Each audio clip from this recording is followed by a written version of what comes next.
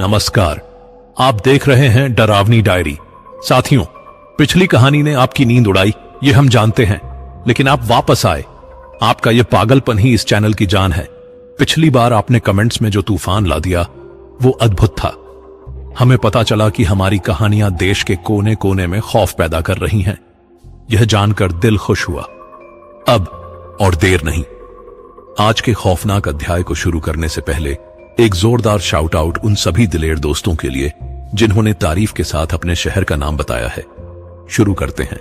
सुधाकर जी नागपुर से, कुरु तातुंग ईटानगर से, सहनवाज मलिक नेपाल से, नवल किशोर सिल्ली से, रोहित तलवार दिल्ली से, सरिता प्रसाद अमेरिका से, सिसिर मंडल गुरानपुर से, विशेष भोपाल से, एमडी तनवीर बांग्लादेश से, गणपत कुमार झारखंड से, चंदन राम उत्तर प्रदेश से, तायुंग दोदुम अरुणाचल प्रदेश से, सनी कुमार उत्तर प्रदेश से, मिथिलेश सिंह भिवंडी राजस्थान से, गोपाल खंडेल इंदौर से, अंजलि जायसवाल मुंबई से, मोहम्मद नजरुल सिराजगंज बांग्लादेश से, लखबीर कनाडा से, अनिश कुरैशी सऊदी अरब से, प्रेम सिंह नया गांव बिहार से, प्रीति प्रजापति मध्य प्रदेश से, धनंजय महाराष्ट्र से, अजय कुमार आगरा से, ऋषि शर्मा आसाम से, विवेक ओडिशा से, सस्मिता बारल ओडिशा से, रेहान खान बुलंदशहर से,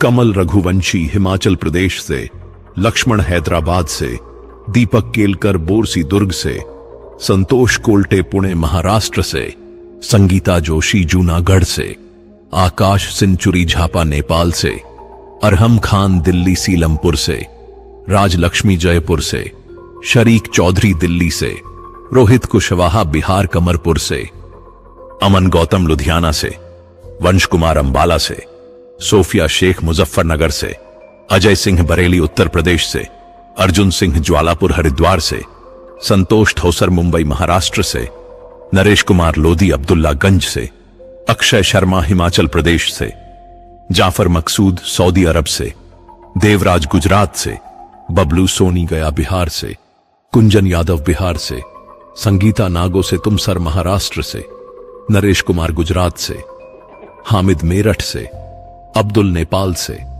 देवकरण साहू ठेलकाड़ी राजनांदगांव छत्तीसगढ़ से, अविनाश वंजारी राजनांदगांव छत्तीसगढ़ से, सना कुरैशी पुणे से, विम सारंगकोटी नेपाल से, राजेंद्र कुमार सक्सेना जयपुर से, अभिषेक शाह टेक्सास अमेरिका से, माधव सुबेदी नेपाल से, धर्मेंद्र झा कलकत्ता से, अंशु उन्नाव उत्तर प्रदेश से, आकाश कुमार बागी बलिया उत्तर प्रदेश से, दिलशाद अली फिरोजाबाद से, ब्रिजेश कुमार उत्तर प्रदेश से, एमडी शाकिब हुसैन झारखंड से, नेहा राजपूत मणिपुर से, अनिश कुरैशी सऊदी अरब से, सुधीर मैती जमशेदपुर से, सोमेश वेस्ट बंगाल से, गंगा थापा नेपाल काठमांडू से, दिलेश्वर बारीक ओडिशा से, नृपराज ओडिशा से, पुष्पेंद्र राठौर सिरसागंज से, मितेश सूरत से, बिमल शाह डिब्रूगढ़ से, उमेश चौहान राजस्थान से, विवेक मेहरा गुड़गांव हरियाणा से, युवी इटली से, स्वाभिनंदन दास संबलपुर ओडिशा से, संदीप राणा रोहतक हरियाणा से, मंगेश पवार जी, गणेश यादव जी, मीनाक्षी मिश्रा जी, दीपक सिंह जी, साजिद अंसारी जी, शुक्रिया आप सबका। चलिए कहानी की शुरुआत करते हैं। आज की कहानी फिर से सोमेंद्र सुबोध के विचारों की उपज है। सोमेंद्र, आपका बहुत बहुत धन्यवाद। शिवानी हमेशा से ही अलग किस्म की लड़की थी। जहां हम सब शहर की चमक दमक में खुश थे, वहीं उसे पुरानी चीजों से मोहब्बत थी। पुराने घर, पुरानी किताबें, पुरानी यादें। शायद इसी वजह से जब उसे नौकरी के सिलसिले में शहर से दूर जाना पड़ा तो उसने किसी आधुनिक फ्लैट की जगह एक पुराना बंगला खरीदने का फैसला किया। वो बंगला शहर की हलचल से करीब 15 किलोमीटर दूर था। चारों तरफ पेड़ पौधे, सन्नाटा और एक अजीब सी खामोशी। ईंटों की ऊंची दीवारें, टूटा फूटा बरामदा और घना बगीचा देखकर मुझे पहली नजर में ही अजीब लगा था। मैंने उसे मना भी किया था, शिवानी, ये घर अकेले रहने के लिए सही नहीं है। पर वो तो मानो उस घर पर फिदा हो गई थी। दीदी, देखो ना कितना खूबसूरत है और इतना सस्ता भी। बस थोड़ी सफाई की जरूरत है। जब गांव के लोगों से हमने उस घर के बारे में पूछा तो सब चुप हो गए। एक बुजुर्ग ने धीरे से कहा, बेटी, यह घर खाली नहीं है। यहां पहले एक फौजी रहता था। कहते हैं वो शहीद हो गया, पर उसकी रूह अब भी यहां भटकती है। शिवानी ने हंसकर टाल दिया, बस बस, ये सब अंधविश्वास है। पर मुझे वो बुजुर्ग की आंखों में डर साफ नजर आया था। वो झूठ नहीं बोल रहा था। बहरहाल शिवानी ने वो बंगला खरीद ही लिया। मैं उसके साथ वहां 3 दिन रुकी, सामान सेट करने में मदद की और फिर वापस आ गई। वापसी से पहले मैंने उससे कहा था, शिवानी, कुछ भी अजीब लगे तो फौरन बता देना, अकेले रहने की जिद मत करना। उसने मुस्कुराकर कहा था, दीदी, मैं बच्ची नहीं हूं, और वैसे भी अब तो मेरे पास मेरा अपना घर है। मुझे यहां अच्छा लग रहा है। पर जो उसके साथ उसी रात से शुरू हुआ वो कुछ ऐसा था जिसकी कल्पना भी नहीं की जा सकती थी। पहली रात जब शिवानी अकेली उस बंगले में सोने गई तो सब कुछ ठीक लग रहा था। उसने मुझे फोन किया, दीदी, मैं सो रही हूं, गुड नाइट। मैंने भी कहा, गुड नाइट बेटा, ध्यान रखना अपना। रात के करीब 2 बजे होंगे। शिवानी की नींद किसी आवाज से खुली। ठक ठक ठक, भारी बूटों की आवाज, जैसे कोई बरामदे में टहल रहा हो। शिवानी ने सोचा शायद कोई जानवर होगा या फिर पेड़ की टहनी दीवार से टकरा रही होगी। उसने करवट बदली और फिर से सोने की कोशिश की, पर वो आवाज रुकी नहीं। ठक ठक ठक, एक लय में, एक ही गति से, जैसे कोई सैनिक पहरेदारी कर रहा हो। शिवानी का दिल तेज धड़कने लगा। उसने हिम्मत करके बत्ती जलाई और खिड़की से बाहर झांका। बरामदे में कोई नहीं था, पर जब उसने नीचे जमीन पर नजर डाली तो उसकी सांस रुक गई। मिट्टी पर भारी बूटों के गहरे निशान थे, एक सीधी लाइन में, जैसे कोई वाकई चहलकदमी कर रहा हो। शिवानी ने खुद को समझाया, शायद दिन में किसी ने, पर दिन में तो बरामदा साफ था, उसने खुद पूछा था। ये निशान नए थे, बिल्कुल ताजे। वो वापस बिस्तर पर लेट गई, पर नींद अब कोसों दूर थी। उसकी नजरें दरवाजे पर टिकी थीं, और तभी उसने देखा दरवाजे के नीचे से किसी की परछाई गुजरी। धीमे धीमे कदमों की आवाज उसके कमरे के पास आई, फिर दरवाजे के सामने रुक गई। शिवानी की सांसें थम गईं। उसने रजाई अपने मुंह तक खींच ली और बस दरवाजे को घूरती रही। दरवाजे की कुंडी धीरे धीरे हिलने लगी। ऊपर नीचे, ऊपर नीचे, जैसे कोई बहुत आराम से, बहुत संभाल कर उसे खोलने की कोशिश कर रहा हो। शिवानी चीखना चाहती थी, पर गला सूख गया था। वो बस कांपती रही, दरवाजे को देखती रही, और फिर अचानक सब कुछ रुक गया। कुंडी स्थिर हो गई, बाहर की आवाजें बंद हो गईं, सिर्फ सन्नाटा था। शिवानी पूरी रात जागती रही। उसने मुझे फोन करने के बारे में सोचा, पर फिर सोचा कि अगर यह सब उसका वहम है तो मैं व्यर्थ में परेशान हो जाऊंगी। सुबह जब धूप निकली तो उसने हिम्मत करके बाहर झांका। आंगन में, बरामदे में, सब जगह भारी बूटों के निशान थे, एक खास पैटर्न में, जैसे कोई सचमुच पहरेदारी कर रहा था। उसने मुझे फोन किया। मैं उसकी आवाज में घबराहट भांप गई। क्या हुआ शिवानी, सब ठीक है ना? दीदी, कुछ तो है इस घर में, रात में। वो रुक गई। क्या हुआ रात में? बोल। कुछ नहीं दीदी, शायद मेरा वहम है। नई जगह, अकेलापन। आप परेशान मत होइए। पर मैं समझ गई थी कि कुछ तो गड़बड़ है। अगले कुछ दिन ऐसे ही बीते। हर रात वही बूटों की आवाज, हर सुबह वही निशान। शिवानी ने खुद को समझाने की कोशिश की कि शायद कोई जानवर है या फिर कोई शरारती बच्चे मजाक कर रहे हैं। पर एक रात जब वो किचन में पानी पीने गई तो उसे हॉल के कोने में कुछ दिखा। एक धुंधली आकृति, लंबी और कठोर, जैसे कोई खड़ा हो।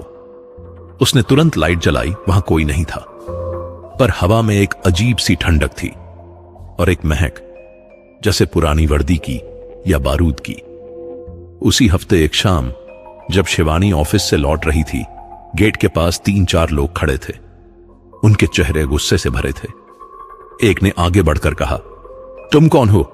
यह घर तुमने कैसे खरीदा? शिवानी सहम गई। मैंने रजिस्ट्री करवाई है, ये मेरा घर है। रजिस्ट्री झूठी है, दूसरे ने धमकी भरे लहजे में कहा। यह घर पहले किसी और का था, तुम्हें इसे छोड़ना होगा वरना अच्छा नहीं होगा। शिवानी के हाथ पांव फूल गए। उसने किसी तरह अंदर घुसकर दरवाजा बंद कर लिया। वो लोग बाहर से चिल्लाते रहे, धमकियां देते रहे और फिर चले गए। उस रात शिवानी रोती रही। उसे समझ नहीं आ रहा था कि क्या करे, पुलिस को बताए या घर छोड़ दे। रात गहरा गई। शिवानी अपने कमरे में दुबकी बैठी थी जब अचानक बाहर से आवाजें आईं। वही लोग वापस आ गए थे और इस बार वो पत्थर फेंक रहे थे, दरवाजे पर लात मार रहे थे। शिवानी डर के मारे कांप रही थी। उसने अपना फोन उठाया पर नेटवर्क नहीं आ रहा था। वो बस भगवान को याद कर रही थी और तभी कमरे का तापमान अचानक गिर गया। इतनी ठंड हो गई कि उसकी सांसें दिखने लगीं और कमरे के कोने में धुएं की तरह एक आकृति उभरने लगी, लंबी चौड़े कंधे वाली, सैनिक वर्दी में।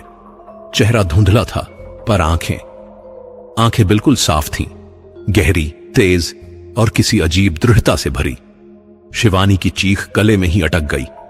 वो हिल नहीं पा रही थी और फिर उस आकृति से एक आवाज निकली, भारी, गहरी, जैसे किसी फौजी अफसर की आवाज हो। डरो मत। शिवानी के आंसू अपने आप बहने लगे। वो कुछ बोल नहीं पाई। वो आकृति धीरे धीरे स्पष्ट होती गई। अब उसकी वर्दी के बटन, कंधे पर के सितारे सब दिख रहे थे। तुम इस घर की हकदार हो, यह तुम्हारा घर है और जब तक मैं हूं कोई तुम्हारा बाल भी बांका नहीं कर सकता। बाहर अचानक तेज हवा का झोंका आया, इतना तेज कि दरवाजे पर लात मारने वाले लोग पीछे गिर गए। पेड़ों की डालियां इस तरह हिलने लगीं जैसे तूफान आ गया हो और एक अजीब सी गूंज, जैसे कोई गरज रहा हो। वो लोग डर कर भागने लगे। शिवानी खिड़की से देख रही थी। उनमें से एक गिरा, दूसरा ठोकर खाकर लुढ़का, तीसरे को लगा जैसे किसी ने धक्का मारा और फिर सब शांत हो गया। शिवानी ने पलटकर देखा, वो आकृति अब भी वहां थी। उसकी आंखें उससे टकराईं। तुम कौन हो? शिवानी ने हिम्मत करके पूछा। मैं इस घर का रक्षक हूं और अब तुम्हारा भी, कहकर वो धीरे धीरे धुएं में बदलता गया और गायब हो गया। शिवानी वहीं बैठी रह गई। रो नहीं रही थी, चीख नहीं रही थी, बस सोच रही थी यह सपना था या सच्चाई।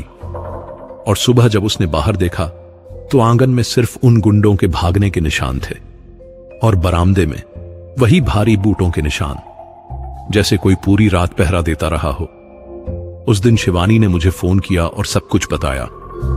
जब मैं शिवानी के पास पहुंची तो उसकी हालत देखकर मेरा दिल बैठ गया। वो कमजोर तो नहीं दिख रही थी, पर उसकी आंखों में एक अजीब सी बेचैनी थी, जैसे किसी ने उसकी पूरी दुनिया ही बदल दी हो। दीदी, मैं पागल नहीं हो गई हूं, उसने मेरा हाथ पकड़ते हुए कहा। मैंने सच में देखा है उसे। वो यहां है। मैंने उसे चाय बनाकर दी और बैठकर पूरी बात सुनी। सुनते सुनते मुझे भी अजीब लग रहा था, पर शिवानी झूठ बोलने वाली नहीं थी। और जब मैंने खुद उन बूटों के निशान देखे तो मेरी भी रूह कांप गई। शिवानी, चल यहां से चलते हैं, ये घर छोड़ दे, मैंने कहा, पर उसने मना कर दिया। नहीं दीदी, मैं भागूंगी नहीं, और वैसे भी उसने मुझे बचाया है। अगर वो नहीं होता तो पता नहीं उन लोगों ने क्या कर दिया होता। मैं 2 दिन उसके साथ रुकी। पहली रात कुछ नहीं हुआ, सब शांत था। मैंने सोचा शायद शिवानी सच में थकान और डर की वजह से कुछ देख रही थी। पर दूसरी रात के करीब 1 बजे होंगे, मैं और शिवानी दोनों जाग रहे थे। हम बातें कर रहे थे, पुरानी यादें ताजा कर रहे थे ताकि डर कम लगे। तभी अचानक हम दोनों की बातचीत रुक गई। हॉल से एक आवाज आई, धीमी पर साफ। 1 2 1 2, जैसे कोई गिनती गिन रहा हो।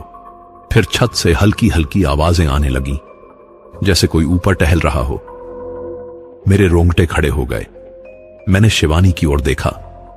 वो शांत थी, पर उसकी आंखों में कोई डर नहीं था, बल्कि एक अजीब सा यकीन था। दीदी, ये वही है, उसने धीरे से कहा। कौन? मैं फुसफुसाई। वो फौजी, कैप्टन। फिर हॉल से एक और आवाज आई, इस बार ज्यादा साफ। धूम धूम धूम। जैसे कोई सलामी दे रहा हो, जैसे कोई सैनिक अपने अफसर को सलाम कर रहा हो।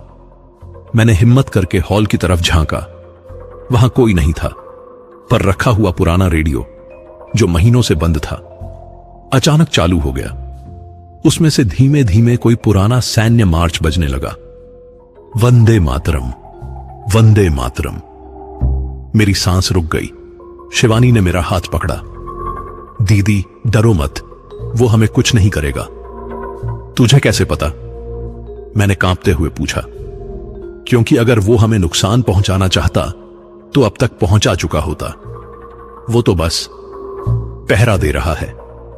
रेडियो अपने आप बंद हो गया और फिर सीढ़ियों से धीरे धीरे किसी के उतरने की आवाज आई। ठक ठक ठक। भारी बूट, धीमे कदम, मगर एकदम लयबद्ध, जैसे कोई बहुत अनुशासन में चल रहा हो। आवाज हॉल तक आई, फिर खिड़की की तरफ बढ़ी, फिर दरवाजे की तरफ, जैसे कोई चक्कर लगा रहा हो, जांच कर रहा हो कि सब कुछ सुरक्षित है या नहीं।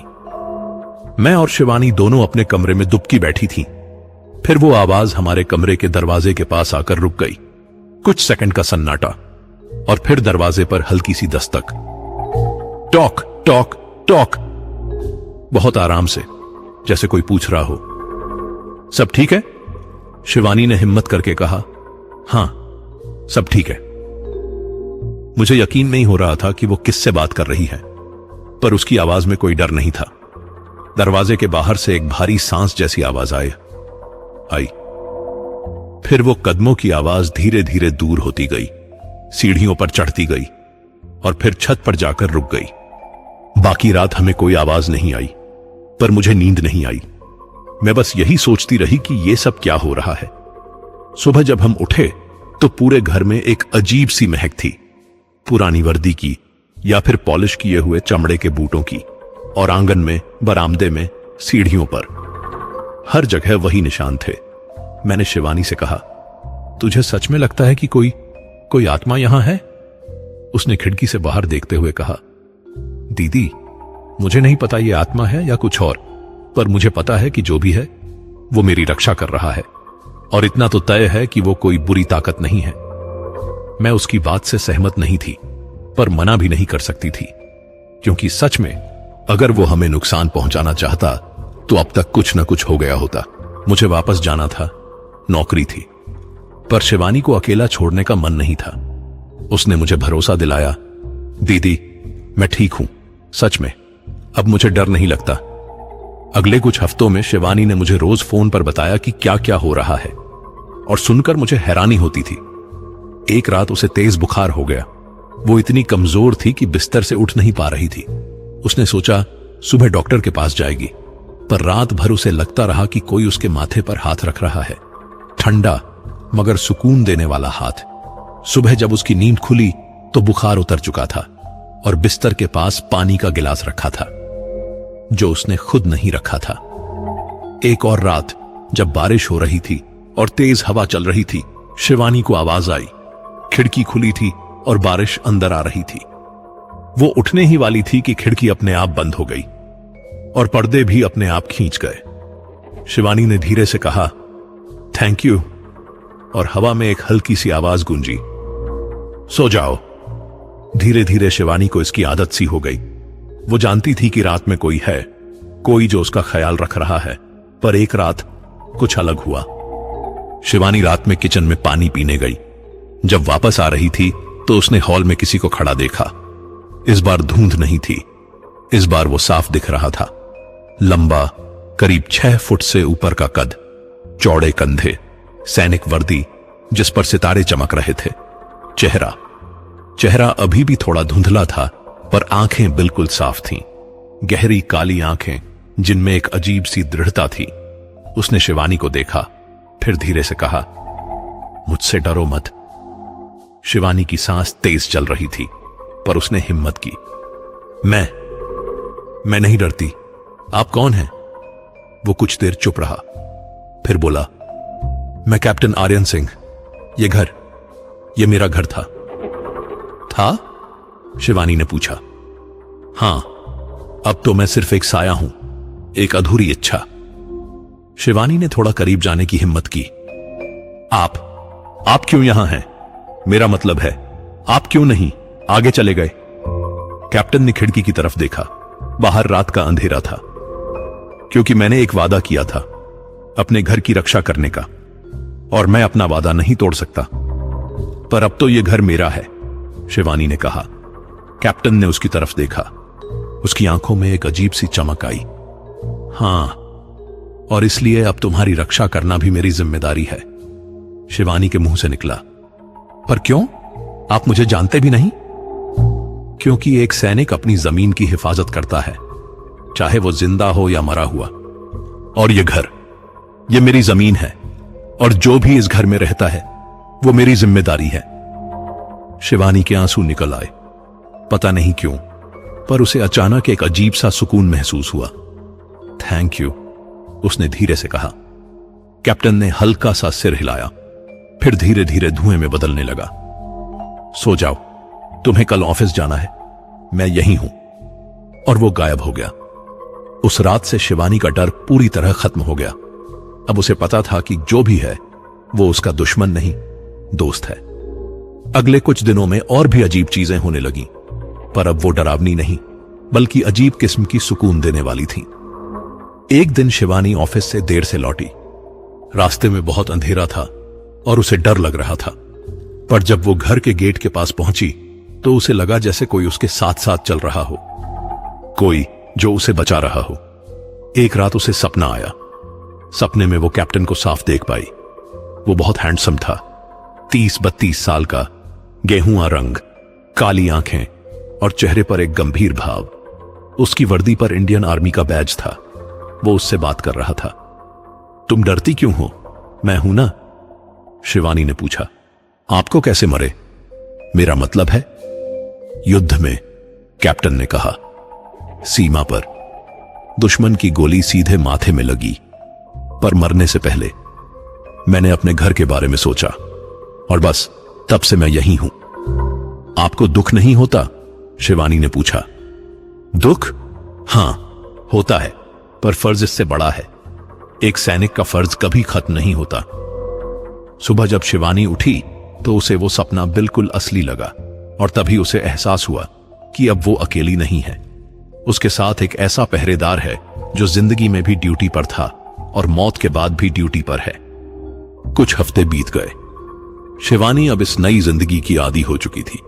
दिन में वो ऑफिस जाती, काम करती, नॉर्मल जिंदगी जीती, पर रात होते ही उसकी दुनिया बदल जाती। रात का वक्त अब उसके लिए डर का नहीं, बल्कि एक अजीब तरह के सुकून का वक्त बन गया था। हर रात वही बूटों की आवाज, वही पहरेदारी, और कभी कभी वो धुंधली परछाई जो बरामदे में या बगीचे में दिख जाती। एक रात शिवानी किताब पढ़ रही थी, तभी उसे बाहर से आवाज आई, पर इस बार कुछ अलग थी। ये बूटों की नहीं, बल्कि किसी के आदेश देने जैसी आवाज थी। पोजीशन। शिवानी चौंक गई। उसने किताब नीचे रखी और खिड़की से बाहर झांका। बगीचे में अंधेरे में कुछ साफ नहीं दिख रहा था, पर आवाजें आ रही थीं। होशियार, अटेंशन, जैसे कोई अफसर अपने सैनिकों को कमांड दे रहा हो। शिवानी का दिल तेज धड़कने लगा। यह क्या हो रहा था? उसने हिम्मत करके बालकनी का दरवाजा खोला और बाहर झांका। ठंडी हवा उसके चेहरे से टकराई, और फिर उसने देखा बगीचे में पेड़ों के नीचे धुएं की तरह कई आकृतियां खड़ी थीं। नहीं, एक नहीं, कई। और उन सबके सामने वो खड़ा था, कैप्टन आर्यन सिंह। उसका हाथ सलामी की मुद्रा में था और वो बाकी आकृतियों को कुछ समझा रहा था। शिवानी की सांस रुक गई। यह क्या था? क्या उसके घर में सिर्फ एक नहीं, बल्कि कई आत्माएं थीं? तभी अचानक कैप्टन ने उसकी तरफ देखा। उसकी नजरें शिवानी से टकराईं, और फिर उसने हाथ का इशारा किया, अंदर जाओ। शिवानी तुरंत अंदर आ गई और दरवाजा बंद कर लिया। उसका दिल इतनी जोर से धड़क रहा था कि वो सुन सकती थी। कुछ मिनटों बाद उसके कमरे का तापमान गिर गया और कैप्टन की आकृति उसके सामने प्रकट हुई। आप अकेले नहीं हैं? शिवानी ने कांपते हुए पूछा। कैप्टन ने कुछ देर कुछ नहीं कहा, फिर बोला, नहीं, मैं अपनी टीम के साथ हूं, वो सब भी मेरे साथ ही शहीद हुए थे। शिवानी के मुंह से निकला, सब यहां हैं? हां, पर वो तुम्हें दिखाई नहीं देते। सिर्फ मैं ही तुमसे बात कर सकता हूं, क्योंकि ये मेरा घर है। शिवानी को लगा जैसे उसका सिर चकरा गया हो। पर क्यों? आप सब क्यों यहां हैं? कैप्टन ने खिड़की की तरफ देखा। क्योंकि हम सब ने एक साथ आखिरी सांस ली थी, एक साथ शहीद हुए थे, और हमारी आखिरी इच्छा एक ही थी, घर लौटना। तो हम सब मेरे घर आ गए, यहीं हमें चैन मिलता है। शिवानी के आंसू निकल आए। आपको दर्द होता है? दर्द? कैप्टन ने हल्की मुस्कान के साथ कहा, दर्द तो तब हुआ था जब गोली लगी थी। अब तो बस एक अधूरापन है। पर जब तक मैं अपने घर की, अपनी जमीन की रक्षा कर रहा हूं, तब तक मुझे सुकून है। वो धीरे धीरे गायब होने लगा। सो जाओ, कल तुम्हें काम पर जाना है, हम पहरा दे रहे हैं। उस रात शिवानी को नींद नहीं आई। वो बस यही सोचती रही कि कितना बड़ा बोझ होगा किसी के कंधों पर, कि मौत के बाद भी चैन नहीं मिलता। अगली सुबह जब वो बगीचे में गई तो पूरी जमीन पर निशान थे, जूतों के निशान, जैसे कोई परेड कर रहा हो, एक सीधी लाइन में, बहुत अनुशासन के साथ। शिवानी ने धीरे से कहा, जय हिंद। पता नहीं क्यों, पर उसे लगा कि यह कहना जरूरी था, और हवा में बहुत धीमे से जवाब आया, जय हिंद। दिन बीतते गए। शिवानी अब इन सबसे अभ्यस्त हो चुकी थी। कभी कभी रात में उसे लगता कि कोई उसके कमरे के बाहर खड़ा है, पहरा दे रहा है। कभी कभी सुबह उठने पर उसे बगीचे में अजीब से निशान मिलते, जैसे कोई रात भर गश्त लगाता रहा हो। पर एक रात जब वो गहरी नींद में सो रही थी, अचानक उसकी नींद किसी आवाज से खुली। उठो! कैप्टन की आवाज थी, तेज और सख्त। शिवानी तुरंत उठ बैठी। क्या हुआ? शांत रहो और हिलो मत, कोई आ रहा है। शिवानी का दिल तेज धड़कने लगा। उसने खिड़की से बाहर झांका। दूर गेट के पास 2-3 लोग खड़े थे। अंधेरे में उनके चेहरे साफ नहीं दिख रहे थे, पर वो इधर उधर देख रहे थे, जैसे घर का जायजा ले रहे हों। वही लोग हैं, शिवानी ने फुसफुसाते हुए कहा। वही जिन्होंने मुझे धमकाया था। मुझे पता है। कैप्टन की आवाज अब उसके बिल्कुल पास से आ रही थी। वो तुम्हें डराना चाहते हैं, पर घबराओ मत। जब तक मैं हूं, वो तुम्हारा बाल भी बांका नहीं कर सकते। वो लोग धीरे धीरे गेट के पास आए। उनमें से एक ने गेट को हिलाकर देखा, पर गेट बंद था। तभी अचानक बगीचे में तेज हवा चलने लगी, इतनी तेज कि पेड़ों की डालियां जोर जोर से हिलने लगीं, और फिर एक अजीब सी आवाज गूंजी, जैसे कोई गुर्रा रहा हो। वो लोग डर गए। उन्होंने इधर उधर देखा, फिर आपस में कुछ बात की और तेजी से वहां से चले गए। शिवानी ने राहत की सांस ली। Thank you. अभी मत सो, कैप्टन ने कहा। वो वापस आ सकते हैं। और सच में करीब 1 घंटे बाद वो लोग फिर आए। इस बार उनके हाथों में कुछ था, शायद हथियार या सरिया। शिवानी घबरा गई। अब क्या होगा? कुछ नहीं। कैप्टन की आवाज में अब गुस्सा था। अब वो मेरी सीमा पार कर रहे हैं। और अचानक घर की सारी लाइटें अपने आप जल गईं, एक साथ, एक ही पल में। इतनी तेज रोशनी कि वो लोग चौंधिया गए। फिर बगीचे से एक जोरदार आवाज गूंजी, भाग जाओ यहां से। इतनी तेज, इतनी डरावनी आवाज कि वो लोग सचमुच भाग खड़े हुए। उनमें से एक इतनी तेजी से भागा कि गिर पड़ा। दूसरे ने उसे उठाया और दोनों बिना पीछे मुड़े भागते रहे। शिवानी खिड़की से देख रही थी। उसे अचानक बगीचे में कई आकृतियां दिखीं, सब सैनिक वर्दी में, सब एक लाइन में खड़े, जैसे एक दीवार बना रहे हों। और उन सबके सामने कैप्टन खड़ा था, सीना तान के, आंखों में आग लिए।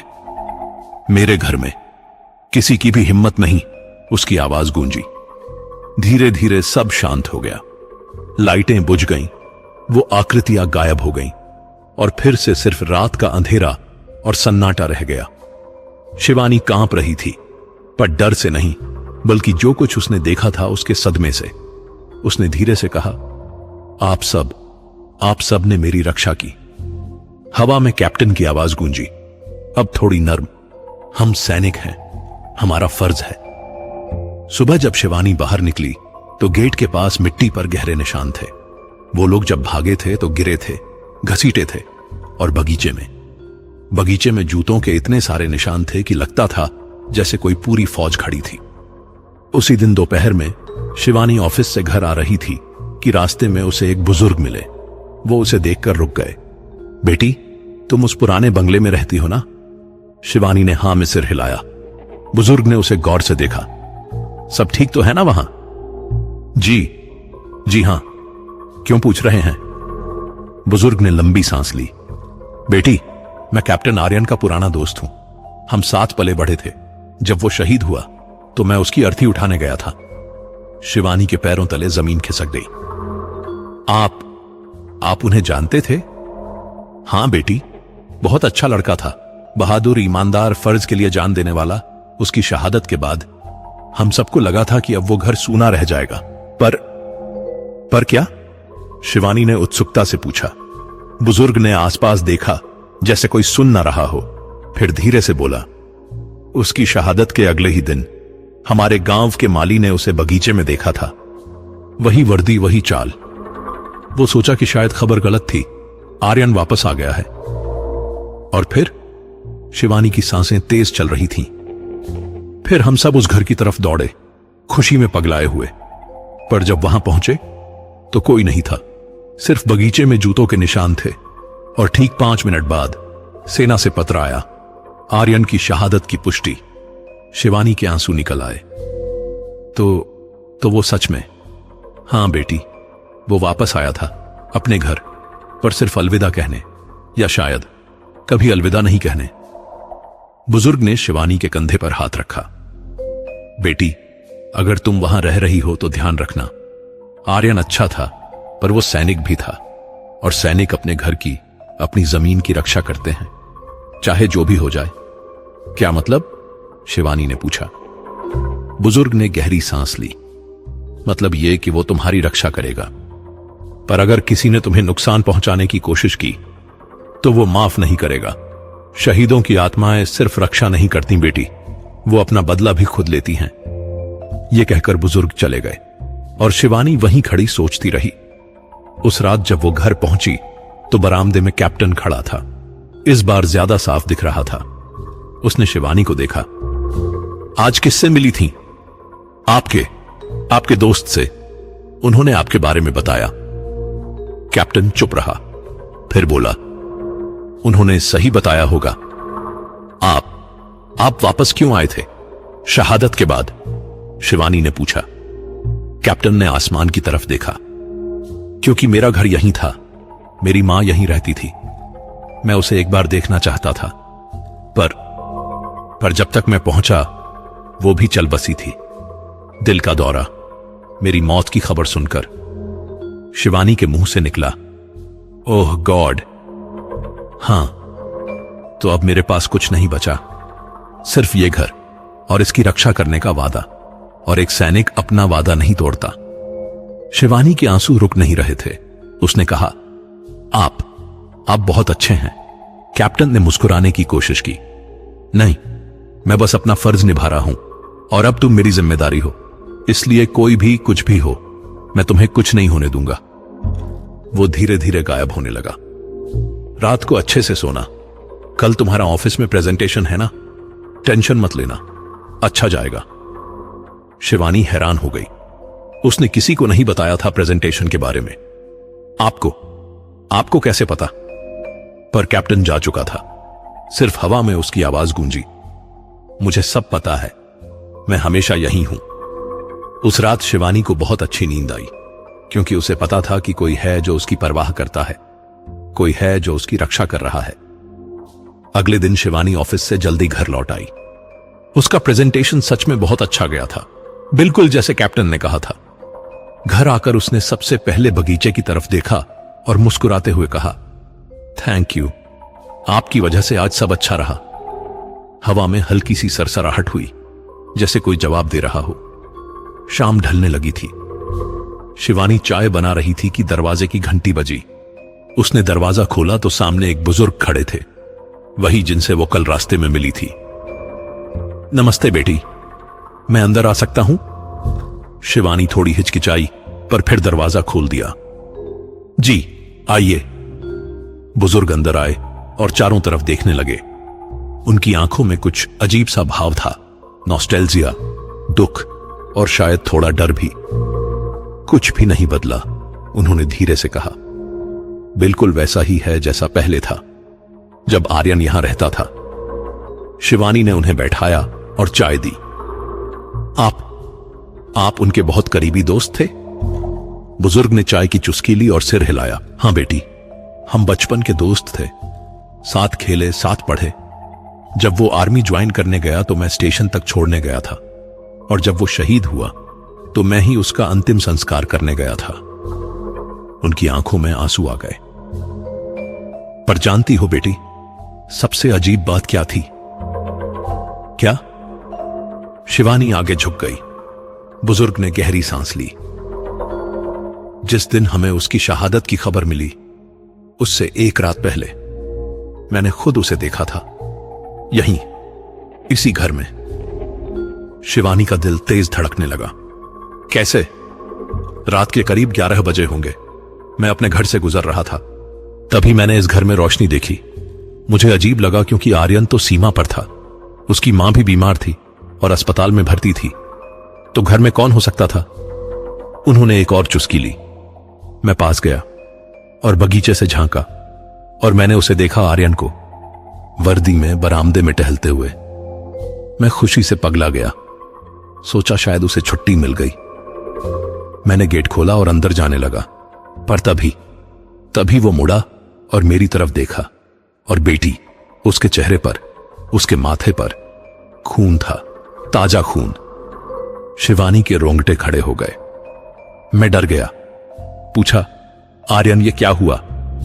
पर वो कुछ नहीं बोला, बस मुस्कुराया, एक दुखी मुस्कान, और फिर अचानक गायब हो गया, जैसे कभी था ही नहीं।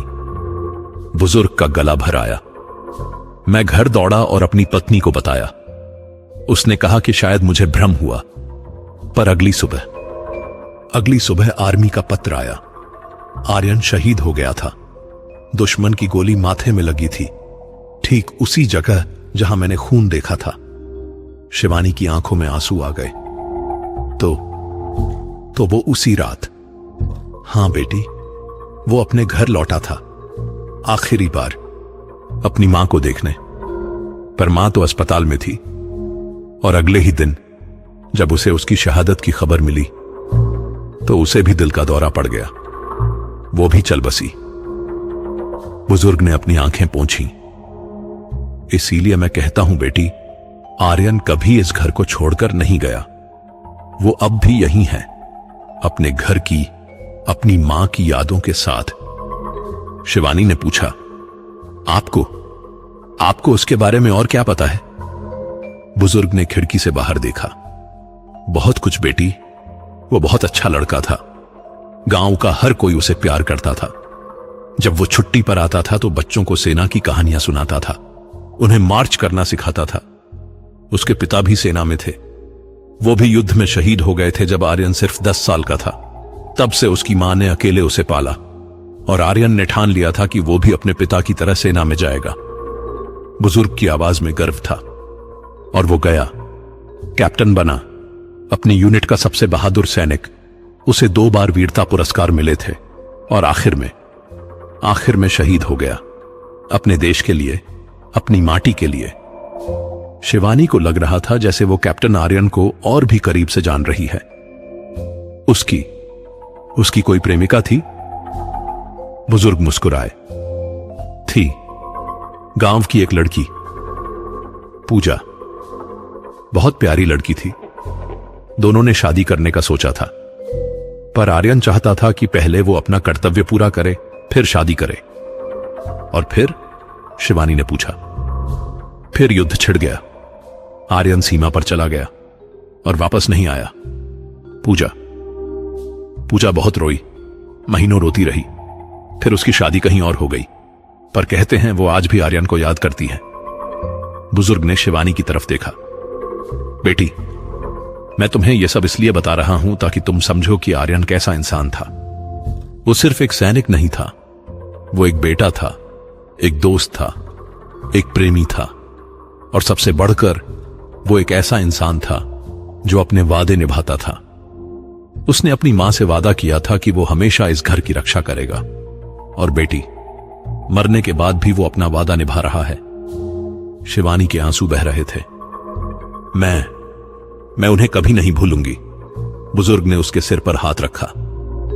और बेटी, एक बात हमेशा याद रखना, आर्यन तुम्हारी रक्षा करेगा, पर उसकी एक कमजोरी भी है। क्या? शिवानी चौंक गई। वो औरतों के आंसू नहीं देख सकता। उसकी मां जब रोती थी तो वो बहुत परेशान हो जाता था। तो बेटी, अगर तुम डर भी जाओ तो रोना मत, मुस्कुराना, क्योंकि एक सैनिक अपने घर वालों की मुस्कान के लिए लड़ता है। बुजुर्ग उठने लगे। शिवानी ने उन्हें दरवाजे तक छोड़ा। बेटी, एक आखिरी बात, उन्होंने जाते जाते कहा। जो लोग तुम्हें परेशान कर रहे हैं वो खतरनाक हैं, उनसे सावधान रहना। पर हां, आर्यन है ना तुम्हारे साथ, वो कुछ नहीं होने देगा। पर अगर स्थिति बिगड़ जाए तो? शिवानी ने पूछा। बुजुर्ग ने रुककर उसकी तरफ देखा। तो बेटी, याद रखना, आर्यन सिर्फ रक्षा नहीं करता, वो बदला भी लेता है, और एक शहीद का बदला बहुत भयानक होता है। ये कहकर वो चले गए। शिवानी दरवाजा बंद करके अंदर आई। घर में अजीब सी खामोशी थी। उसने बरामदे की तरफ देखा। आप सुन रहे थे ना? उसने धीरे से कहा। कुछ देर सन्नाटा रहा, फिर हवा में कैप्टन की आवाज गूंजी। हां, सुन रहा था। आपको बुरा तो नहीं लगा? नहीं, वो सच बोल रहे थे। मैं सच में वैसा ही था। शिवानी मुस्कुराई। आप अब भी वैसे ही हैं। कैप्टन की आकृति धीरे धीरे प्रकट हुई। आज उसका चेहरा पहले से ज्यादा साफ दिख रहा था। उसकी आंखों में एक अजीब सी चमक थी। शिवानी, मैं तुमसे कुछ पूछना चाहता हूं। जी, पूछिए। तुम मुझसे डरती क्यों नहीं हो? मैं एक भूत हूं, तुम्हें डरना चाहिए। शिवानी ने उसकी आंखों में देखा। क्योंकि आप भूत से पहले एक इंसान हैं, एक सैनिक हैं, एक ऐसा इंसान जो अपने वादे निभाता है। और मैं किसी ऐसे इंसान से क्यों डरूं जो मेरी रक्षा कर रहा है? कैप्टन कुछ देर चुप रहा, फिर उसने हल्का सा सिर हिलाया। तुम अलग हो, मेरी मां की तरह, बहादुर। आपकी मां के बारे में बताइए, शिवानी ने कहा। कैप्टन खिड़की की तरफ देखने लगा। वो बहुत मजबूत महिला थी। जब मेरे पिता शहीद हुए तो उसने एक आंसू नहीं बहाया, बस मुझसे कहा, बेटा, तुम्हारे पिता देश के लिए गए हैं, हमें गर्व होना चाहिए। उसने मुझे अकेले पाला, मेहनत की, कभी किसी से हाथ नहीं फैलाया। और जब मैं भी आर्मी ज्वाइन करने लगा तो उसने रोका नहीं। बस इतना कहा, बेटा, अपने पिता का नाम रोशन करना। कैप्टन की आवाज भारी हो गई। पर जब मैं शहीद हुआ तो वो टूट गई। उसे लगा कि उसने सब कुछ खो दिया, पहले पति, फिर बेटा। वो सदमे में आ गई और दिल का दौरा पड़ा। शिवानी ने धीरे से कहा। हां, मैं यहां आया था उसे देखने, पर वो अस्पताल में थी। और अगली सुबह वो भी चली गई, मुझे छोड़कर। शिवानी के आंसू बह रहे थे। आपको बहुत दुख हुआ होगा। दुख? कैप्टन ने उसकी तरफ देखा। हां, हुआ, पर मैं एक सैनिक हूं। सैनिक दुख में नहीं डूबते, वो अपना फर्ज निभाते हैं, और मेरा फर्ज है इस घर की रक्षा करना। पर अब तो यह घर मेरा है, शिवानी ने कहा। हां, और इसलिए अब तुम्हारी रक्षा करना मेरा फर्ज है। शिवानी मुस्कुराई। Thank you. कैप्टन भी हल्का सा मुस्कुराया, पर अचानक उसका चेहरा गंभीर हो गया। शिवानी, मुझे कुछ महसूस हो रहा है। क्या? वो लोग, वो फिर से आने वाले हैं, और इस बार वो ज्यादा खतरनाक होंगे। शिवानी का दिल धक से रह गया। कैसे पता? मुझे पता है, मैं महसूस कर सकता हूं। जब कोई इस घर को तुम्हें नुकसान पहुंचाने की सोचता है तो मुझे पता चल जाता है। तो अब क्या होगा? कैप्टन ने उसकी तरफ देखा। उसकी आंखों में अब एक अजीब सी आग थी। अब युद्ध होगा और इस युद्ध में मैं हारूंगा नहीं। वो धीरे धीरे गायब होने लगा। आज रात अपने कमरे में रहना, दरवाजा बंद रखना और जो भी सुनो बाहर मत निकलना, समझी? पर कोई परवर नहीं। मेरी बात मानो, मैं तुम्हारी रक्षा करूंगा, पर तुम्हें सुरक्षित रहना होगा। शिवानी ने हामी भर दी। उस रात जैसे ही अंधेरा उतरा, घर का माहौल बदल गया। हवा ठंडी हो गई, पेड़ों की पत्तियां बिना हवा के हिलने लगीं और बगीचे में अजीब सी आवाजें आने लगीं। शिवानी अपने कमरे में थी, दरवाजा बंद किए, पर वो खिड़की से बाहर देख रही थी और फिर उसने देखा बगीचे में धुएं की तरह कई आकृतियां खड़ी हो रही थीं। 1, 2, 3, 5, 10, 15, एक पूरी टुकड़ी, सब सैनिक वर्दी में, सब एक लाइन में खड़े, और उन सब के सामने कैप्टन आर्यन सिंह खड़ा था। उसका हाथ सलामी की मुद्रा में था। आज रात उसकी आवाज गूंजी, हम अपने घर की रक्षा करेंगे, किसी को भी अंदर नहीं आने देंगे। यह हमारी आखिरी लड़ाई हो सकती है, पर हम हारेंगे नहीं, समझे? सब सैनिकों ने एक साथ कहा, जी सर। और फिर वो सब अलग अलग दिशाओं में फैल गए, जैसे युद्ध की तैयारी कर रहे हों। शिवानी कांप रही थी, पर डर से नहीं, बल्कि इस बात से कि आज रात कुछ बहुत बड़ा होने वाला था। और वो सही थी, क्योंकि रात के अंधेरे में कुछ लोग उस घर की तरफ बढ़ रहे थे, हथियारों के साथ, बुरे इरादों के साथ, पर उन्हें नहीं पता था कि उनका इंतजार कौन कर रहा है। रात गहराती जा रही थी। शिवानी अपने कमरे में बैठी थी, खिड़की से बाहर देख रही थी। उसका दिल तेजी से धड़क रहा था। बगीचे में सन्नाटा था, पर यह वो सन्नाटा नहीं था जो सुकून देता है। यह वो सन्नाटा था जो तूफान से पहले आता है। घड़ी में रात के 11 बज चुके थे। शिवानी ने अपना फोन चेक किया, कोई नेटवर्क नहीं था।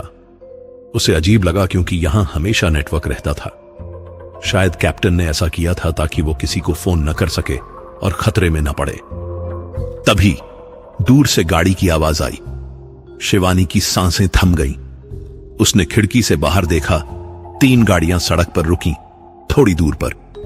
उनकी हेडलाइट्स बंद थीं। गाड़ियों से करीब 10-12 लोग उतरे। उनके हाथों में सरिये, लाठियां और कुछ के हाथों में बंदूकें भी थीं। शिवानी का खून जम गया। उसने धीरे से कहा, कैप्टन, वो आ गए हैं। हवा में उसकी आवाज गूंजी, मुझे पता है, चिंता मत करो, बस अंदर रहो। वो लोग धीरे धीरे घर की तरफ बढ़ने लगे। उनका नेता, जो पहले भी आया था, सबसे आगे था। उसने इशारा किया और 2 लोग गेट की तरफ बढ़े, पर जैसे ही वो गेट छूने वाले थे, अचानक तेज हवा का झोंका आया, इतना तेज कि वो दोनों पीछे गिर गए। बाकी लोग हैरान होकर रुक गए। नेता ने गुस्से से कहा, क्या हुआ, उठो। वो दोनों डर के मारे कांप रहे थे। एक ने कहा, बॉस, कुछ है यहां, बकवास, आगे बढ़ो। इस बार 4 लोग साथ में गेट की तरफ बढ़े। उन्होंने गेट को जोर से धक्का दिया।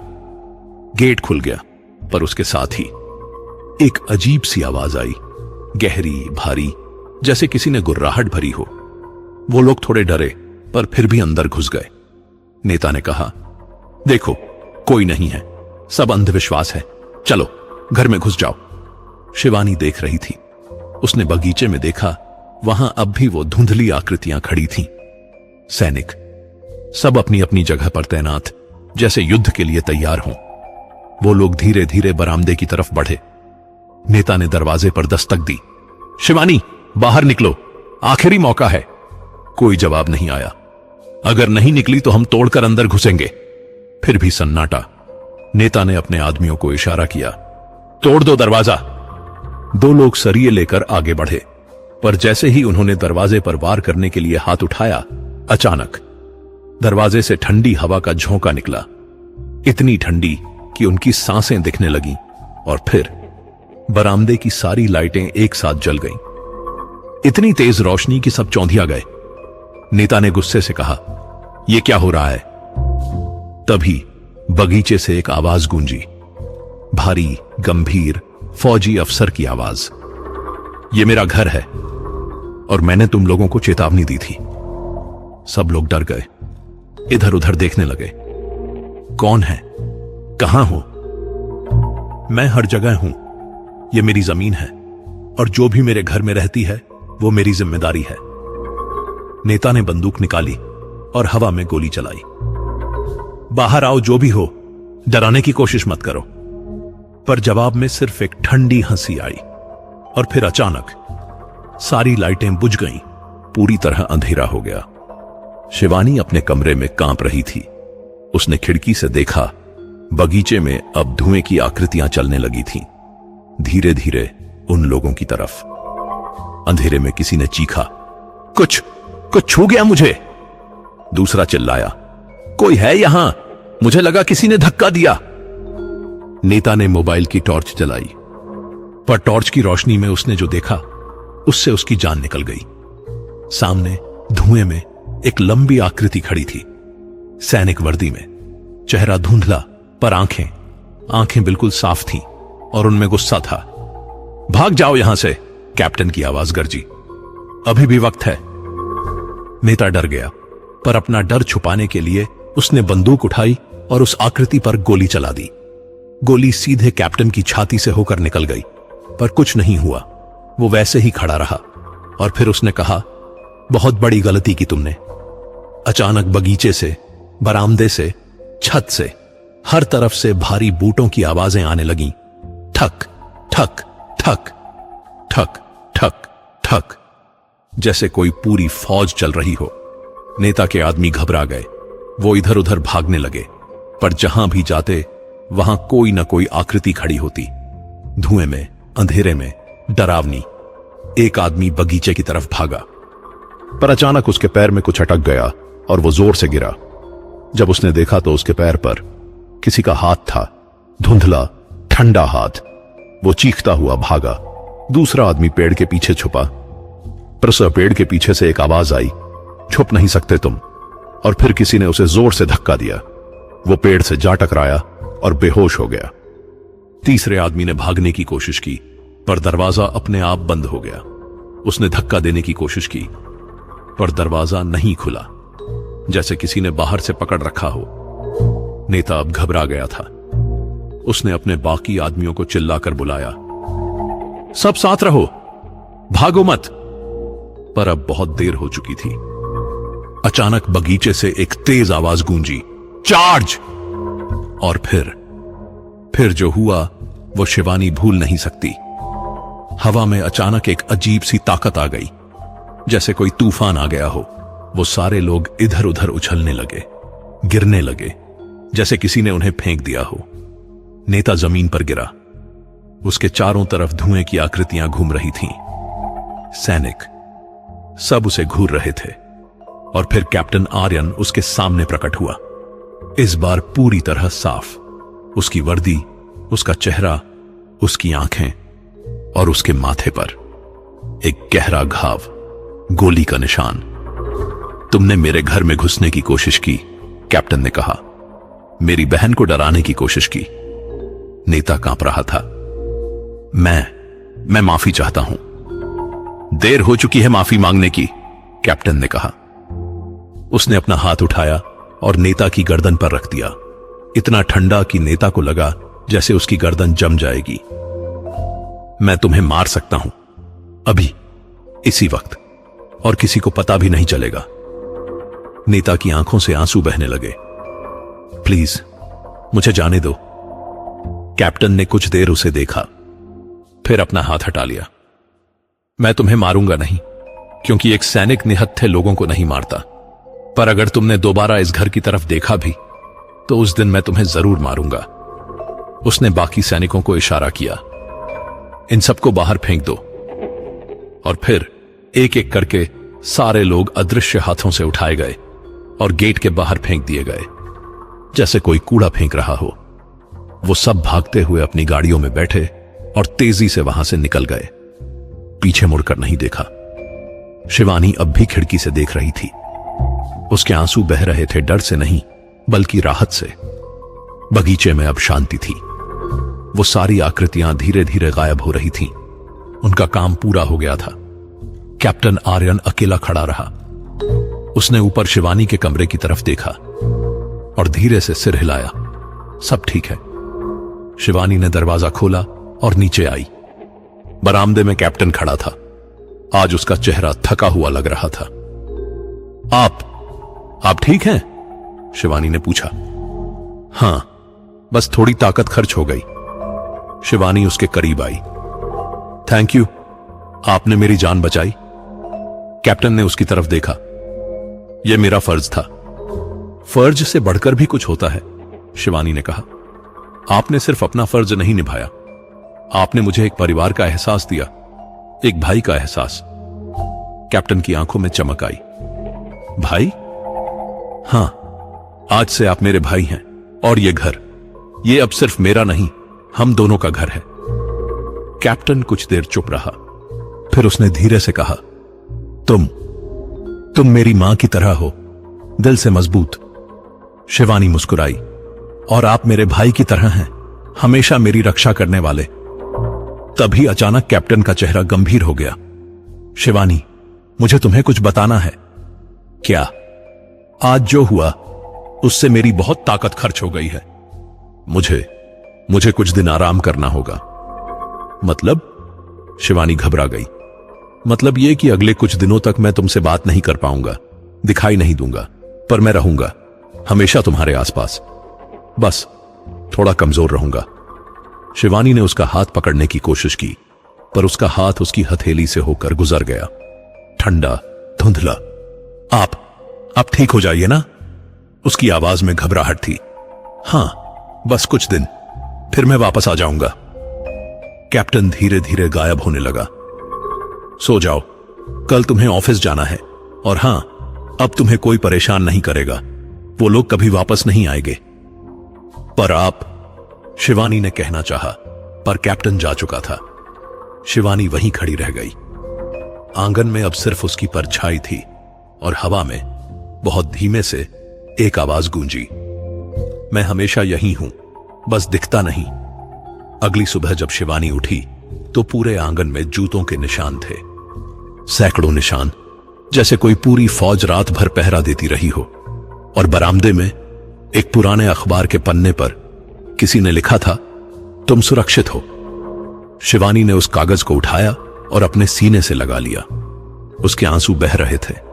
उस दिन से अगले कुछ दिनों तक घर में सब शांत रहा। कोई आवाज नहीं, कोई परछाई नहीं। पर शिवानी को पता था कि कैप्टन यहीं है। उसे महसूस होता था। रात में सोते वक्त उसे लगता कि कोई उसके माथे पर हाथ फेर रहा है।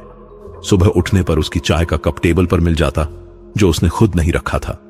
और बगीचे में कभी कभी वो बूटों के निशान दिख जाते, हल्के पर मौजूद। एक हफ्ते बाद एक रात शिवानी को फिर से वो आवाज सुनाई दी। शिवानी।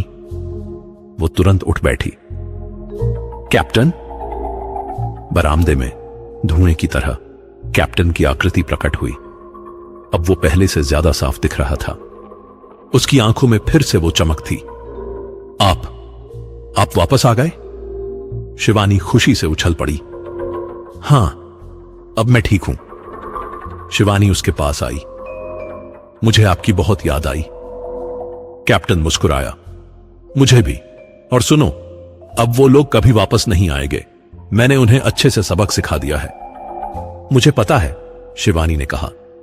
आपकी वजह से मैं सुरक्षित हूं। कैप्टन ने खिड़की से बाहर देखा। शिवानी, अब तुम इस घर में बिल्कुल सुरक्षित हो। यह तुम्हारा घर है और मैं हमेशा यहां रहूंगा, पहरा देता रहूंगा। शिवानी की आंखों में आंसू आ गए। थैंक यू मत कहो, कैप्टन ने कहा। तुम मेरी बहन हो और भाई अपनी बहन की रक्षा करता है, हमेशा। उस रात शिवानी को बहुत अच्छी नींद आई, क्योंकि वो जानती थी कि कोई है जो उसकी देखभाल कर रहा है, कोई है जो हमेशा उसके लिए मौजूद रहेगा। और बगीचे में रात के सन्नाटे में बूटों की धीमी आवाज गूंजती रही, ठक ठक ठक। कुछ महीने बीत गए। शिवानी का जीवन अब पूरी तरह बदल चुका था। जो घर कभी उसे डराता था, वही घर अब उसका सबसे सुरक्षित ठिकाना बन गया था। जो आवाजें कभी उसे परेशान करती थीं, वही आवाजें अब उसे सुकून देती थीं। हर रात वही बूटों की ठक ठक आवाज, हर सुबह वही निशान बगीचे में। पर अब यह सब शिवानी के लिए एक आदत बन गई थी। एक ऐसी आदत जिसके बिना उसे अधूरापन महसूस होता। कैप्टन आर्यन अब पहले से ज्यादा दिखने लगे थे। कभी कभी शिवानी उनसे घंटों बात करती। वो उसे अपनी जिंदगी के किस्से सुनाते, फौज की ट्रेनिंग, सीमा पर की मुश्किलें, दोस्तों की यादें, और शिवानी उन्हें अपनी परेशानियां बताती। ऑफिस का तनाव, जिंदगी की छोटी छोटी खुशियां। कैप्टन हमेशा धैर्य से सुनते और अपनी सलाह देते। एक शाम शिवानी बालकनी में बैठी चाय पी रही थी। कैप्टन बगीचे में खड़े थे, आसमान की तरफ देख रहे थे। कैप्टन, शिवानी ने आवाज दी। हां, आप कभी सोचते हैं आगे जाने के बारे में? कैप्टन ने उसकी तरफ देखा। आगे? मतलब आप जानते हैं, मोक्ष, शांति। आप यहां क्यों अटके हैं? कैप्टन ने लंबी सांस ली। मैं अटका नहीं हूं शिवानी, मैं यहां अपनी मर्जी से हूं। पर क्यों? आपको तो अब चैन मिल जाना चाहिए। कैप्टन मुस्कुराया। चैन तो मुझे तभी मिलता है जब मैं अपना फर्ज निभाता हूं, और मेरा फर्ज है इस घर की रक्षा, तुम्हारी रक्षा। पर मैं तो अब सुरक्षित हूं। वो लोग फिर कभी नहीं आए, तो अब आप क्यों? कैप्टन ने उसकी बात बीच में रोकी। शिवानी, एक सैनिक का फर्ज सिर्फ दुश्मन से लड़ना नहीं होता। उसका फर्ज है अपने लोगों को सुरक्षित रखना, चाहे दुश्मन हो या ना हो। और तुम मेरे लोगों में से एक हो, मेरी बहन हो। शिवानी की आंखों में आंसू आ गए। आप बहुत अच्छे हैं। नहीं, मैं बस अपना काम कर रहा हूं। उस रात शिवानी सोने से पहले बहुत देर तक सोचती रही। कैप्टन आर्यन के बारे में, उनकी कुर्बानी के बारे में, और उनके प्यार के बारे में। अगली सुबह शिवानी ने एक फैसला किया। उसने अपने कमरे में कैप्टन आर्यन की एक तस्वीर लगाने का सोचा। उसने गांव के बुजुर्ग दोस्त से संपर्क किया और उनसे कैप्टन की कोई पुरानी तस्वीर मांगी। कुछ दिनों बाद उन्होंने एक तस्वीर भिजवाई, कैप्टन आर्यन की, पूरी वर्दी में, सीना तान के खड़े हुए। उनकी आंखों में वही दृढ़ता, वही देशभक्ति। शिवानी ने उस तस्वीर को एक सुंदर फ्रेम में लगाया और हॉल में टांग दी। फिर उसने उसके नीचे एक छोटा सा दीपक जलाया। उस शाम जब कैप्टन प्रकट हुए तो वो अपनी तस्वीर देखकर हैरान रह गए। ये क्या किया तुमने? आपको सम्मान दिया, शिवानी ने कहा। आप एक शहीद हैं। आपको वो सम्मान मिलना चाहिए जिसके आप हकदार हैं। कैप्टन कुछ देर चुप रहे, फिर उन्होंने धीरे से कहा, थैंक यू।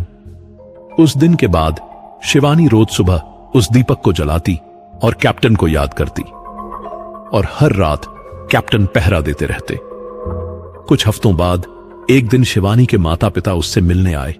वो उसके इस नए घर को देखना चाहते थे। जब वो आए तो शिवानी घबरा गई।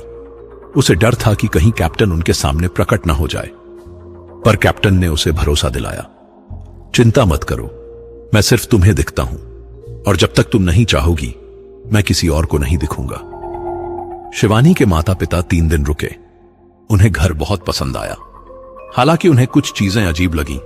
रात में हल्की हल्की आवाजें, कभी कभी ठंडी हवा का झोंका, और सुबह बगीचे में अजीब निशान। पर शिवानी ने सब संभाल लिया। उसने कहा, यह पुराना घर है, इसलिए ऐसा होता रहता है। जाने से पहले उसकी मां ने कैप्टन की तस्वीर देखी। ये कौन है? उन्होंने पूछा। ये इस घर के पुराने मालिक थे, कैप्टन आर्यन सिंह, एक शहीद। उसकी मां ने तस्वीर के सामने हाथ जोड़े।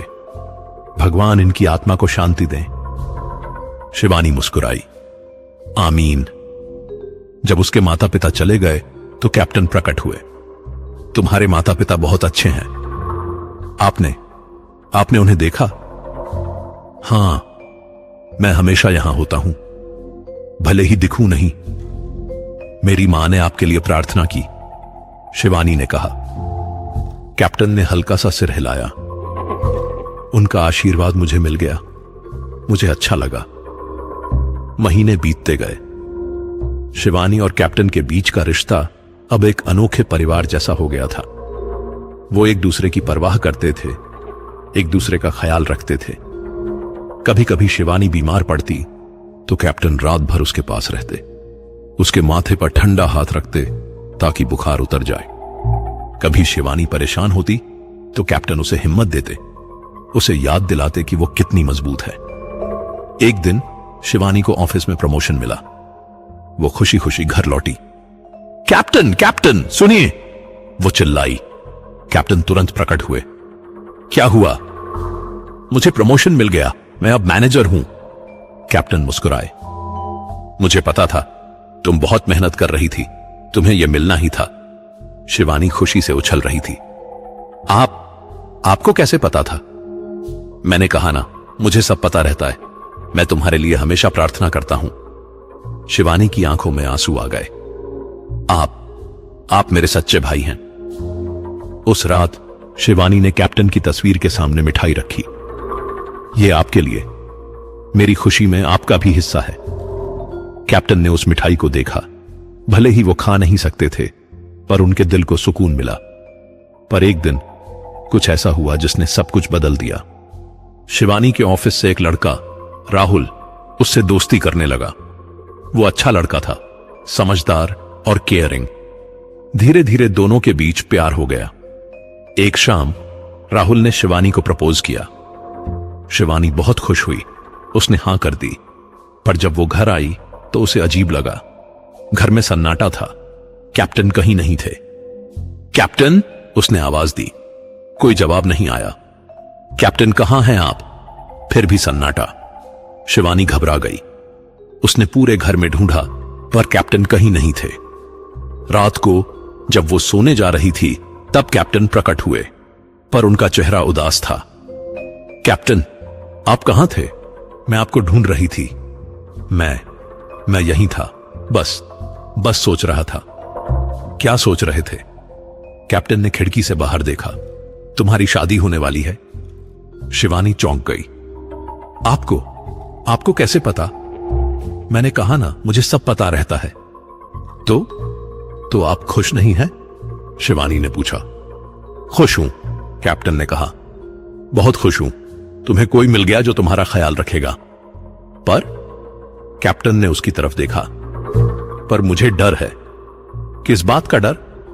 इस बात का कि जब तुम्हारी शादी हो जाएगी तो तुम यहां से चली जाओगी, इस घर को छोड़ दोगी, और मैं फिर से अकेला हो जाऊंगा। शिवानी के आंसू बह निकले। वो कैप्टन के पास आई। नहीं, मैं कभी इस घर को नहीं छोड़ूंगी। ये मेरा घर है और आप मेरे भाई हैं।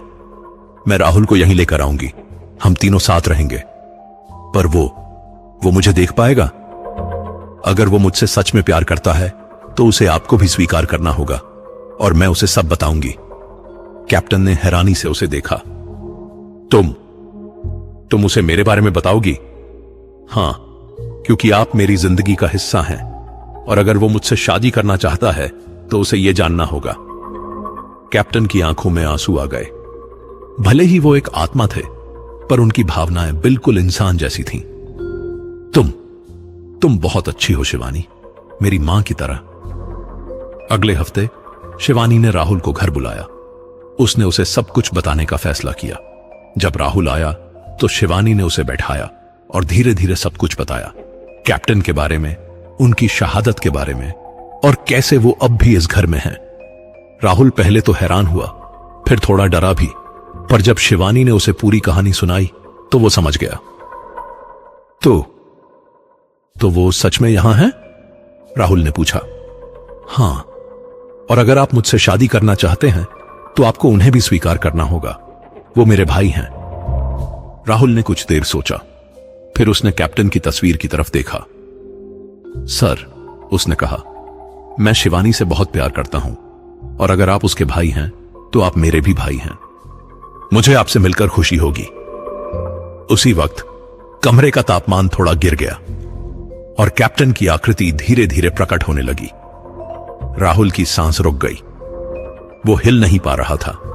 पर डर उसकी आंखों में नहीं था, बल्कि सम्मान था। कैप्टन ने राहुल को देखा, फिर धीरे से कहा, तुम उसका ख्याल रखोगे? राहुल ने हिम्मत करके कहा, जी सर, हमेशा। और इस घर का भी? जी सर, ये अब मेरा भी घर है। कैप्टन ने हल्का सा सिर हिलाया। ठीक है, तुम्हें मेरा आशीर्वाद है। शिवानी खुशी से रो रही थी। उसके दो सबसे प्यारे लोग अब एक दूसरे को स्वीकार कर चुके थे। कुछ महीने बाद शिवानी और राहुल की शादी हो गई। शादी उसी घर के बगीचे में हुई, और उस दिन जब शिवानी दुल्हन बनकर निकली तो उसे लगा कि कैप्टन भी कहीं पास खड़े हैं, मुस्कुरा रहे हैं। राहुल भी धीरे धीरे कैप्टन के साथ रहने का आदी हो गया। वो रात में बूटों की आवाज सुनता तो मुस्कुरा देता। कैप्टन पहरा दे रहे हैं, वो कहता। कभी कभी राहुल भी कैप्टन से बात करता, उनसे सलाह लेता, और कैप्टन भी उसे अपना छोटा भाई मानने लगे। 1 साल बाद शिवानी को पता चला कि वो मां बनने वाली है। जब उसने ये खबर कैप्टन को सुनाई तो वो बहुत खुश हुए। मैं मामा बनने वाला हूं? उन्होंने हैरानी से पूछा। हां, शिवानी ने खुशी से कहा। कैप्टन की आंखों में आंसू आ गए। मेरे घर में फिर से किलकारी गूंजेगी, फिर से बच्चे की हंसी सुनाई देगी। 9 महीने बाद शिवानी ने एक बेटे को जन्म दिया। उन्होंने उसका नाम रखा आर्यन, कैप्टन के नाम पर। जब छोटा आर्यन पहली बार घर आया तो एक अजीब बात हुई। वो कभी रोता नहीं था, हमेशा शांत रहता, और कभी कभी वो अपनी छोटी छोटी आंखों से किसी को देखता और मुस्कुरा देता, जैसे किसी को देख रहा हो। वो कैप्टन को देख रहा है, शिवानी ने एक दिन कहा। और सच में छोटा आर्यन हमेशा एक खास कोने की तरफ देखकर मुस्कुराता रहता, जहां कैप्टन अक्सर खड़े होते थे। कैप्टन भी छोटे आर्यन से बहुत प्यार करने लगे। रात में जब बच्चा रोता तो कैप्टन उसके पालने के पास खड़े होकर धीरे से लोरी गुनगुनाते, और बच्चा तुरंत शांत हो जाता। साल बीतते गए, छोटा आर्यन बड़ा होता गया, और जैसे जैसे वो बड़ा होता गया उसे भी कैप्टन दिखने लगे। 5 साल की उम्र में एक दिन उसने पूछा, मां, वो अंकल कौन हैं जो हमेशा बगीचे में खड़े रहते हैं? शिव, वो तुम्हारे मामा हैं बेटा, कैप्टन आर्यन। तुम्हारा नाम उन्हीं के नाम पर रखा गया है। वो हमेशा यहीं क्यों रहते हैं? क्योंकि वो हमारी रक्षा करते हैं, हमारा ख्याल रखते हैं। छोटा आर्यन समझ गया, और उस दिन से वो भी कैप्टन से बात करने लगा। उन्हें अपनी स्कूल की कहानियां सुनाता, और कैप्टन उसे सेना की कहानियां सुनाते। एक दिन छोटा आर्यन ने कहा, मामा, मैं भी बड़ा होकर आर्मी में जाऊंगा, आपकी तरह। कैप्टन ने उसके सिर पर हाथ रखा। बहुत अच्छे बेटा, पर पहले पढ़ाई करो, मजबूत बनो, फिर सेना में जाना। शिवानी ये सब देख रही थी। उसकी आंखों में खुशी के आंसू थे। उसका परिवार पूरा था, उसका पति, उसका बेटा और उसका भाई कैप्टन आर्यन। एक शाम जब पूरा परिवार बगीचे में बैठा था, शिवानी ने कैप्टन से पूछा, कैप्टन, अब आपको सुकून मिल रहा है? कैप्टन ने मुस्कुराते हुए कहा, हां, बहुत सुकून। मेरा घर फिर से जीवित हो गया है। यहां हंसी है, खुशी है, प्यार है। मैं और क्या चाहूंगा? पर आप कब तक यहां रहेंगे? राहुल ने पूछा। कैप्टन ने आसमान की तरफ देखा। जब तक इस घर को मेरी जरूरत है, जब तक तुम सबको मेरी जरूरत है। एक सैनिक का फर्ज कभी खत्म नहीं होता। छोटे आर्यन ने कैप्टन का हाथ पकड़ा। मामा, आप हमेशा यहीं रहेंगे ना? कैप्टन ने उसे गोद में उठाया। हां बेटा, हमेशा। तुम लोग मेरा परिवार हो, और एक सैनिक अपने परिवार को कभी नहीं छोड़ता। उस रात जब सब सो गए तो कैप्टन बगीचे में खड़े आसमान को देख रहे थे। तारे चमक रहे थे। मां, उन्होंने धीरे से कहा, मैंने अपना वादा निभाया, घर की रक्षा की, और अब इस घर में फिर से जीवन है। आप खुश होंगी ना? हवा में हल्की सी सरसराहट हुई, जैसे कोई जवाब दे रहा हो। कैप्टन मुस्कुराए। फिर उन्होंने अपनी पुरानी आदत के मुताबिक पूरे घर का चक्कर लगाया। हर खिड़की चेक की, हर दरवाजा चेक किया। सब सुरक्षित था। फिर वो बरामदे में आकर खड़े हो गए, सीना तान के, हाथ पीछे बांधे। पहरेदारी शुरू हो गई। ठक ठक ठक। वही बूटों की आवाज, वही अनुशासन, वही फर्ज। और इस तरह रात बीतती गई। शिवानी, राहुल और छोटा आर्यन अंदर चैन की नींद सो रहे थे, क्योंकि उन्हें पता था कि बाहर कोई है जो उनकी रक्षा कर रहा है। एक शहीद, एक भाई, एक मामा, एक पहरेदार, कैप्टन आर्यन सिंह, जो जिंदगी में भी अपने फर्ज पर डटा रहा और मौत के बाद भी अपने फर्ज पर डटा है। और जब तक इस घर में प्यार रहेगा, खुशी रहेगी, जिंदगी रहेगी, तब तक कैप्टन की पहरेदारी भी जारी रहेगी, क्योंकि एक सैनिक का फर्ज कभी खत्म नहीं होता। उसकी शहादत उसे मरने नहीं देती, उसका प्यार उसे जाने नहीं देता, और उसका वादा उसे यहीं बांधे रखता है। आज भी अगर आप उस पुराने बंगले के पास से गुजरें तो रात के सन्नाटे में आपको एक आवाज सुनाई देगी, ठक ठक। भारी बूटों की आवाज, एक सैनिक के कदमों की आवाज। और अगर आप बगीचे में झांकें तो शायद आपको एक लंबी आकृति दिख जाए, धुएं में, अंधेरे में, सैनिक वर्दी में, सीना तान के खड़ी, पहरेदारी करते हुए, क्योंकि कैप्टन आर्यन सिंह अब भी वहीं हैं, अपने घर में, अपने परिवार के साथ, और हमेशा रहेंगे। जय हिंद। कैसी लगी आपको यह कहानी, मुझे जरूर बताइएगा। और हां, आप किस शहर से हैं, अपना नाम भी लिखिएगा कमेंट में।